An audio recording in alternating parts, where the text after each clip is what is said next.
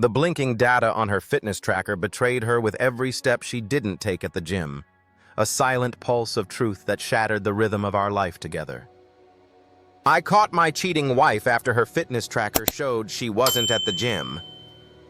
Sat in our quiet living room in Portland, Oregon, the rain tapping against the windows like a restless heartbeat.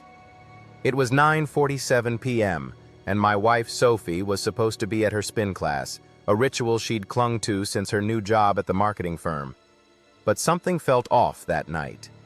I glanced at her fitness tracker, synced to my phone for our shared fitness goals, and froze.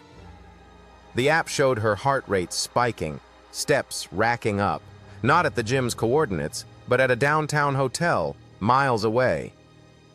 My chest tightened as I realized the data wasn't just numbers.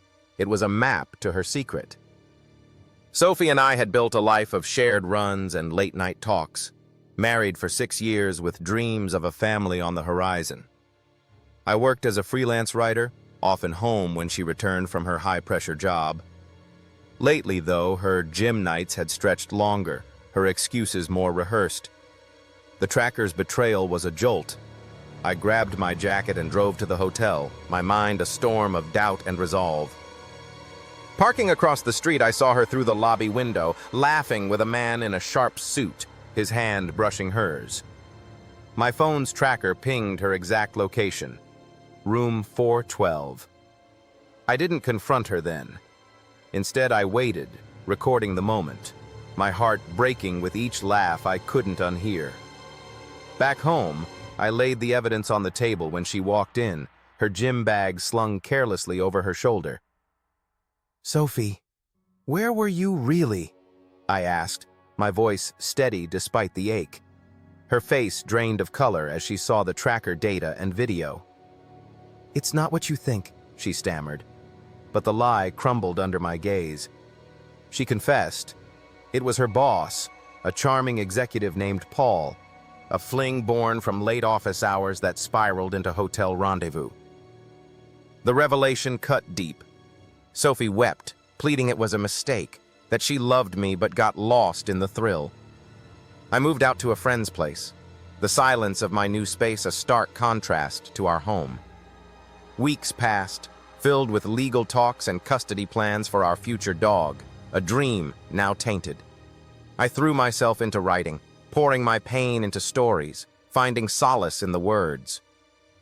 Rainy evening as I walked our usual park trail alone, I saw Sophie ahead, her tracker still synced, showing her steps aligning with mine. She turned, eyes red, holding an umbrella. "I miss us," she whispered. I didn't forgive her then, but her vulnerability stirred something. Regret, perhaps, or a flicker of what we'd lost. We talked, raw and honest, about rebuilding trust, about the gym lies that led here. Months later, under a Portland sky clearing after a storm, I stood with Sophie by the Willamette River, her hand trembling in mine. The fitness tracker on her wrist now tracked our shared morning runs, a symbol of a fragile new start.